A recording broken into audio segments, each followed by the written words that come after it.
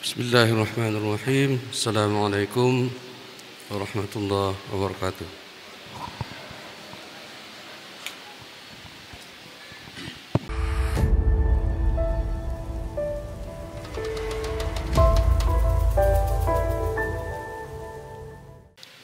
Alhamdulillah. Alhamdulillahi nahmaduhu wa nasta'inuhu wa nastaghfiruh wa na'udzu billahi min shururi anfusina wa min sayyiati a'malina may yahdihillahu fala mudilla lahu wa may yudlil fala hadiya lahu asyhadu an la ilaha illallah wahdahu la syarika lahu wa asyhadu anna Muhammadan abduhu wa rasuluhu la nabiyya ba'da amma ba'du. قال الله تعالى في القرآن الكريم أعوذ بالله من الشيطان الرجيم بسم الله الرحمن الرحيم يا أيها الذين آمنوا لا يحل لكم أن ترثوا النساء كرها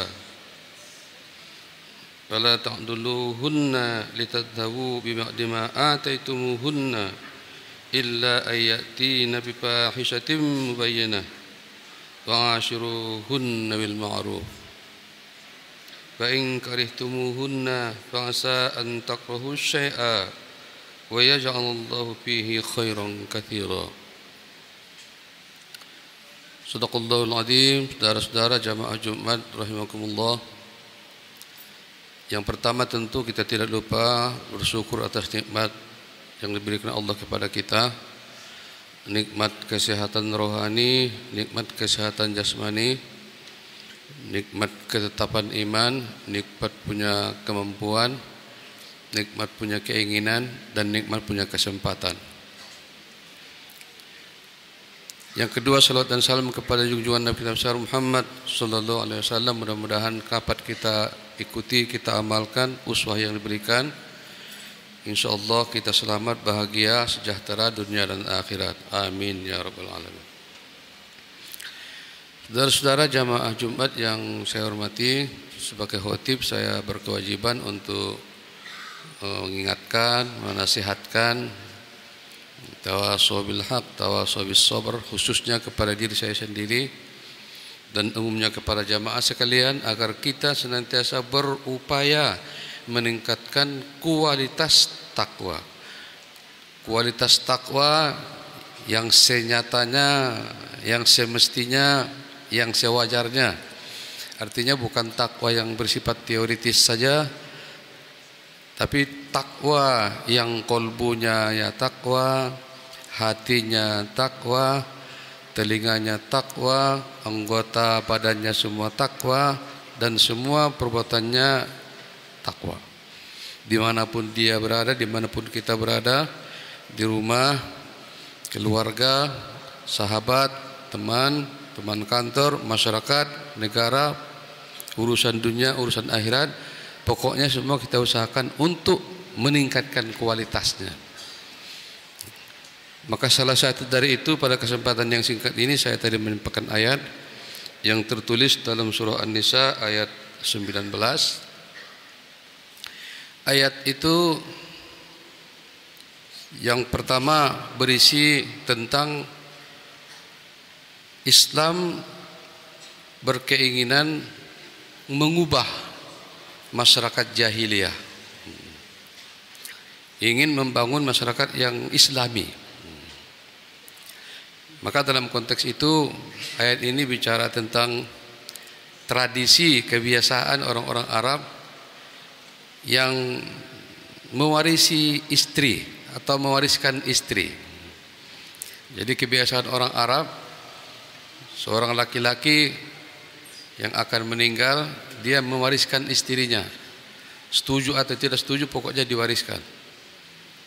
Kenapa itu terjadi? Ya kadang-kadang karena jadi juga tradisi masyarakat jahiliyah, laki-laki kawin dari sisi jumlahnya semaunya, jumlahnya enggak terbatas. Caranya pun juga begitu, semaunya dia. Nah maka kemudian ini yang ingin dirubah oleh Islam. tradisi ini tidak cocok dengan Islam, kebiasaan ini bertentangan dengan agama Islam, maka ini yang dirubah. Maka dikatakan tadi dilarang. Jadi praktek kebiasaan tradisi yang kami lakukan selama ini, yang mewariskan istrimu itu nggak boleh. Lantas kemudian kalau begitu bagaimana kita bersikap dengan istri kita? Disebutkanlah sama dia, wa ashiruhunna bil ma'ruf. Jadi diawali dengan praktek-praktek yang tradisi Arab jahiliyah itu dilarang, jangan dilanjutkan sampai di sini saja, kira-kira begitu. Maka ke depan bagaimana dengan istri? Dengan istrimu, wa ashiruhunna bil ma'ruf. Ashiru ini kalau kita ilmu sorob, ya ada ilmu nahu, tata bahasa, ilmu sorob itu bicara tentang perubahan kata yang kemudian kata itu berubah sedikit saja, maknanya berubah luar biasa. Maka ashiru wa ashiru sama dengan kalau kita misalnya buat wazannya qotala, taqotala. Kalau qotala itu artinya membunuh, memukul, atau dorobtu memukul.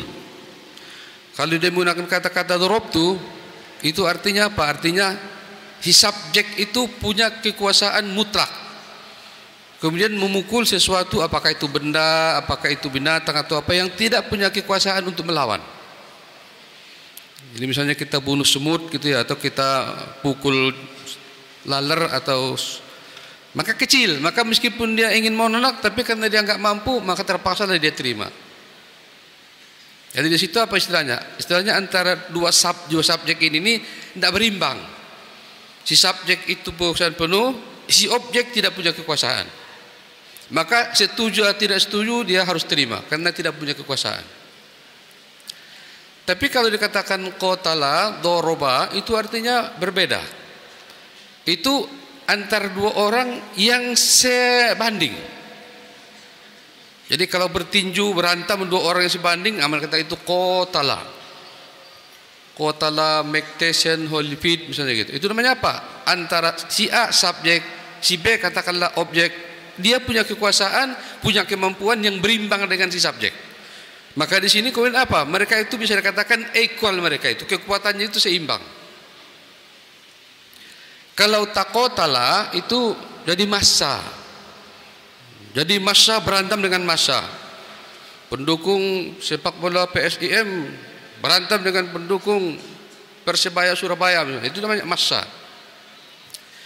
Nah, maka kata yang digunakan Al-Quran menjelaskan hubungan suami dan istri, saya katakan tadi, wa ashiruhunna bil ma'ruf. Kata-kata qotala, ashiru, bukan asyara. Artinya apa? Saling.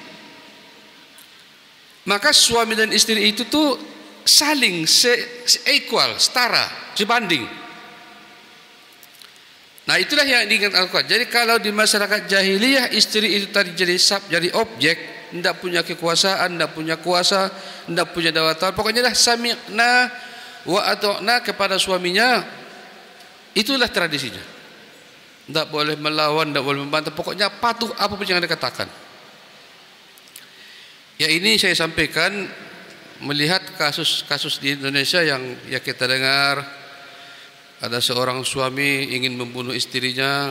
Ini kan pasti karena ada masalah. Istri kok mau dibunuh? Ada istri yang ikut saja apa yang dikatakan suaminya, padahal mestinya jangan. Mestinya istri ini menjadi partner untuk menjadi teman diskusi. Maka di situ apa? Tawasub gitu ya. Ada saling mereka mestinya. Kalau suaminya misalnya kurang baik, nah istri inilah yang menyampaikan, Bapak itu kan nggak baik, jangan dilanjutkan. Nah, ini yang terjadi enggak? Pokoknya istri suaminya salah atau benar, pokoknya ikut. Nah, ini yang kita katakan tadi, sesungguhnya ini yang ingin dirubah oleh Islam. Antara suami istri itu mestinya mereka itu setara, mereka sebanding, mereka. Maka kalau dilihat dari misalnya dikatakan keluarga itu sesungguhnya bisa berjalan dengan baik kalau fungsi-fungsi dalam kehidupan keluarga itu berjalan dengan baik. ada fungsi pendidikan, ada fungsi keuangan ekonomi, ada fungsi sosialisasi, ada fungsi. Nah, fungsi-fungsi ini mestinya difungsikan, dijalankan oleh suami dan istri. Maka dengan dua-duanya sama-sama berfungsi, mereka sama-sama berperan mengatur kehidupan rumah tangga, mendidik anak, mengatur kehidupan keluarga, membangun rumah dan seterusnya, itu mudah-mudahan apa yang menjadi tujuan berkeluarga, litaskunu ilaiha, untuk menjadi keluarga yang sakinah, bahagia, tentram, damai, mudah-mudahan dapat tercapai. Makanya Qasim Amin, seorang pembaharu Mesir, mengatakan generasi yang hebat itu akan lahir ketika ibu-ibunya itu hebat dan bapaknya hebat. Tapi kalau bapaknya tok yang hebat, ibunya tidak, itu kemungkinan juga tidak. Kenapa? Karena si ibu enggak tahu bagaimana cara mendidik anak untuk menjadi hebat. Dia tidak punya ilmu apa yang harus dia lakukan agar kemudian bayi yang dikandungnya itu kelak bisa menjadi anak generasi yang hebat. Maka dengan punya ilmu, dia tahu bagaimana treatmentnya, bagaimana makanannya, bagaimana baik menurut Islam, kapan dia memperbanyak baca Quran, banyak muhajahadah, sholat tahajud, baca Quran. Maka di sini juga berimbang mudah-mudahan antara ilmu agama dengan ilmu umum. Ilmu agamanya paham, ilmu umum yang berkaitan dengan kehidupan bayi, kehidupan kandungan, kehidupan anak setelah lahir. Dia tahu secara psikologis bagaimana anak ini secara psikologis harus saya apakan, saya didik dengan cara seperti apa. Maka dengan adanya kerjasama yang baik antara suami dan istri, mudah-mudahan kita katakan tadi, partnership yang menjadi prinsip wa'ashiruhunna di Al-Quran, mestinya kita ini menempatkan istri kita itu sebagai teman untuk berdiskusi, teman mengatur kehidupan, teman untuk saling, kalau ada yang salah istri yang menegur kita. Maka suami pun tidak pernah marah kepada istrinya karena ditegur. Tawasaw bil haq wa tawasaw bis sabr. Maka kalau kita mengatakan, mari kita tingkatkan kehidupan kita, ketakwaan kita, jangan yang mengambang-ambang. Tidak usah yang tipe-tipe yang terlalu idealis. Ya udah, kehidupan gitu-gitu saja. Jadi kepada suami, kepada istri, kita ciptakan hubungan yang saling menghargai. Apa? Agar kemudian sama-sama bisa menjalankan bahtera rumah tangga. Mudah-mudahan dengan cara seperti itu kita dapat sama-sama mencapai tujuan keluarga untuk menjadi keluarga yang sakinah. Mudah-mudahan ada manfaatnya, kurang lebihnya mohon maaf. Barakallahu li wa lakum fil Qur'anil azim wa nafa'ni wa iyyakum bima fihi minal ayati wa dzikril hakim wa taqabbala minni wa minkum tilawatahu innahu huwas samiul basir.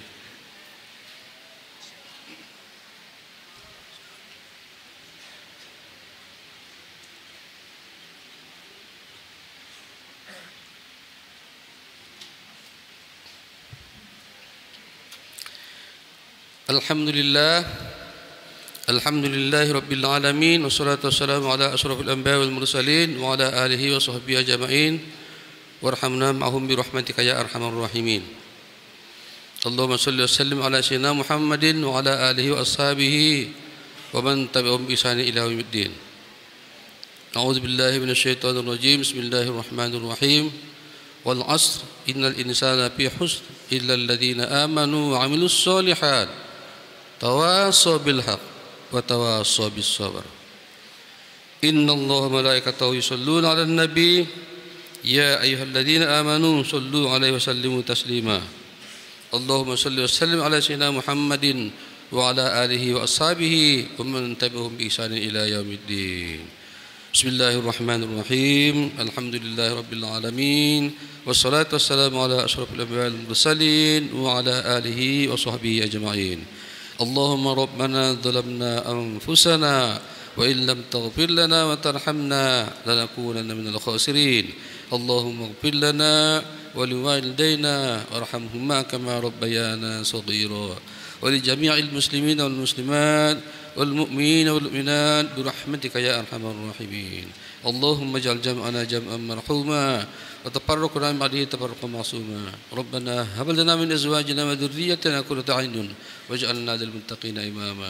Rabbana atina fid dunya hasanah wa fil akhirati hasanah wa qina adzaban nar. Walhamdulillahi rabbil alamin.